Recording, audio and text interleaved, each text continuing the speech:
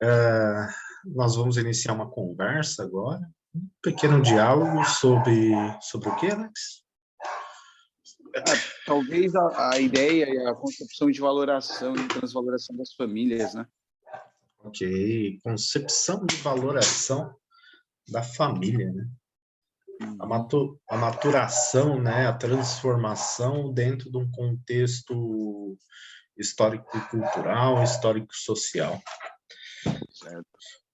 Tinha citado aquele ponto em relação à transformação histórica da família, que apresentar entre o século XV e o XVI a família como uma mera participação social, gerando conflitos referentes à posse, a patrimônio, tendo somente esse fim.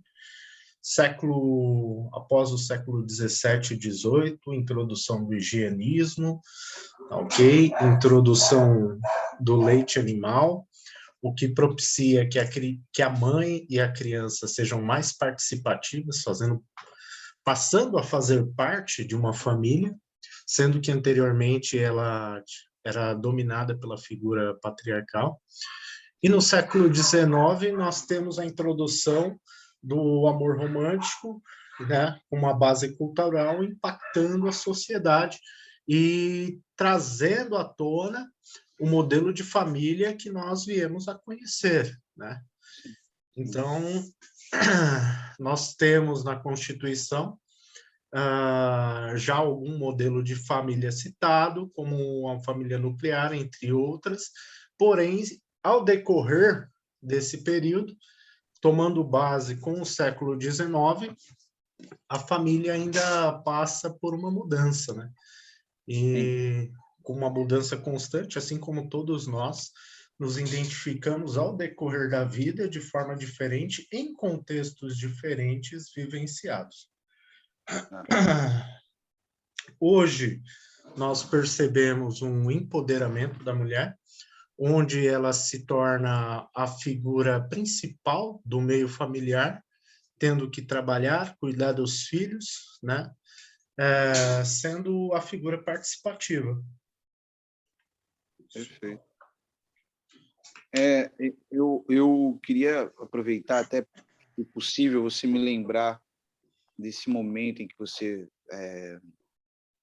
faz esse resgate, né, de que a criança e a mulher, como parte da sociedade, venham fazer parte do conceito social. Eu queria que você me resgatasse isso um pouco mais à frente, mas eu acho que cabe a gente fazer um recorte um pouquinho mais distante dentro da realidade temporal, porque em um primeiro momento, quando a gente começa a analisar os primeiros documentos que está ali no berço da ideia de civilidade, civilização, no berço da humanidade racional, Grécia Antiga, por exemplo, né? Nós percebemos que o grego ele compreende que crianças e mulheres são separados do ambiente social, até mesmo porque no grego só seria realmente cidadão aquele homem maior de 21 anos, não sendo escravo, né, não sendo servo. E notemos que a criança e a mulher, em momento algum, a não ser que cumpra, no caso, o homem, a maioridade de 21 anos, em momento algum tem direitos às benesses da sociedade, né? Ou seja, mulheres e crianças não têm direitos, né? Traduzindo isso em poucas palavras, né? Tanto que o conceito de pedagogo, né, é o conceito aquele que conduz, que educa, né, aquele que traz a criança para a sociedade, não era exercido para meninas, né? Não havia uma pedagogia para mulheres, né? Só havia uma pedagogia voltada para os homens que estavam ali numa classe social, numa estratificação social, com possibilidade de vir a exercer a sua cidadania. Fruto desse processo, você adentra, né, o Império Romano, onde nós temos uma alteração da própria concepção de sociedade, a própria concepção e participação das mulheres, né? As mulheres romanas são mais ativas, mais participantes na sociedade que as gregas, contudo, não significa dizer efetivamente que essa participação lhes trará benefícios significativos, né? Mas a criança não, porque a gente vai perceber, por exemplo, que ali depois, na Idade Medieval, Baixa Idade Média, pensando aí séculos XII, XIII, mais ou menos, por exemplo, o período da escolástica, né? Nós temos lideranças ainda que são notavelmente lideranças consanguinadas, mas que são crianças, né? Então, o que institui a noção de infância, de criança, de família? O que institui a noção de família, de infância, literalmente falando, é a sociedade, as entidades sociais, as instituições sociais, o Estado, a igreja, né? Só que tem uma obra do Engels, né, na qual ele vai falar sobre a propriedade, a concepção de família, a propriedade privada, né? Ele vai falar do surgimento da propriedade privada vinculado com a noção de família. A família é uma posse do homem. A família é uma posse do homem. Por quê? Se compreende que tudo aquilo que está dentro das terras, né, daquele senhor, é dele.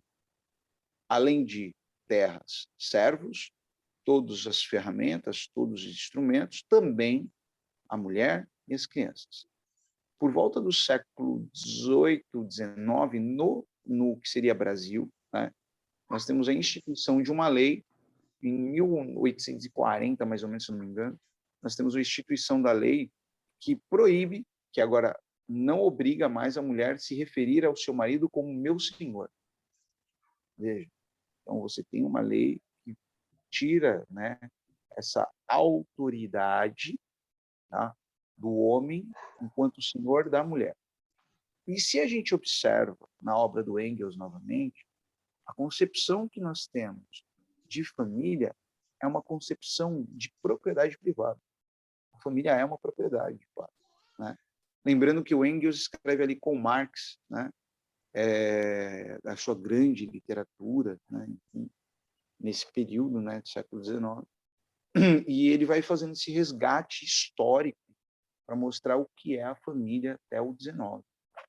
E a família, de fato, é uma propriedade do homem, né? Então, quando a gente começa a analisar, por exemplo, uma sociedade que mais de 1000 anos, bem mais de 1000 anos, né? Mais de 2000 anos aí, uma sociedade que institui nas suas relações um poder patrilinear, tá? E destrói um poder matrilinear, tá? A gente começa a ver as evidências de uma grande confusão, de uma grande destruição e diluição dos valores sociais.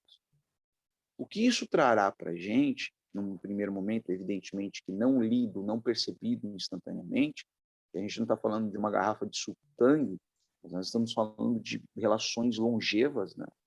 O que isso traz, evidentemente, uma série de conflitos, né? Uma série de conflitos. Mas, porém, né, contudo, entretanto, esses conflitos, na Idade Medieval, numa Grécia Antiga, talvez não fossem tão evidentes assim. Ou seja, talvez não houvesse, por exemplo, tanta relação de força para o oprimido se rebelar contra o seu opressor, a criança, a mulher, por exemplo, né? Porque as instituições eram extremamente rígidas, engessadas, né? E essas instituições inoculavam ali a participação desses coletivos, né? E então parecia que estava tudo bem, talvez até há quem diga isso, quando na verdade nós temos, e era algo que eu tinha me referido a você há pouco tempo, quando nós temos talvez naquele momento uma série de eventos psicológicos que talvez afetassem em menor grau os indivíduos subjetivamente naquela sociedade. Ou seja, é como se eu estivesse dizendo, olha, hoje a sua família ela se encontra de uma forma que destoa de todas as famílias. Talvez na sua família exista hoje uma sucessão de problemas que não saiba como lidar e como tratar, porque vocês não se veem como famílias iguais aos demais. Exemplo, né? Uma família de casais não binários, né? Ou uma família homossexual, que é muito natural, isso a gente não tem que criminalizar. Já foi uma outra vez a criminalização das relações interraciais, né? Ou seja, a relação entre grupos étnicos diferentes. Então, a gente tem que entender que essas criminalizações elas são ridículas, estapafúrdias, mas às vezes por você não fazer parte de um conceito de família que se sobre, está sobrepondo, né, em relação à sociedade, haja conflitos internos. Esses conflitos internos são conflitos interpessoais, subjetivos, que afetam as relações dos grupos.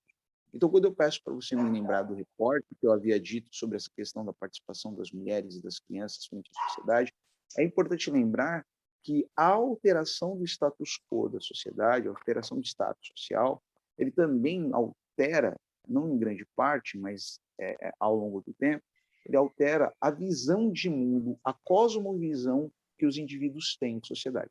Então, veja, se nós estamos falando, por exemplo, da transição da Idade Média, onde o conceito patrilinear é determinado por uma condição, onde o homem domina a família, e a gente chega, por exemplo, no século XVI, XVII, por exemplo, onde você tem ali uma ideia de que a família se constitui a partir de uma unidade um pouco maior, não mais só o pai, mas ali uma participação coletiva das crianças, né, da mulher, enfim. Não estou dizendo que essa participação ela é uma participação legal, não estou dizendo legal no sentido legislativo, tá? Legal no sentido jurídico.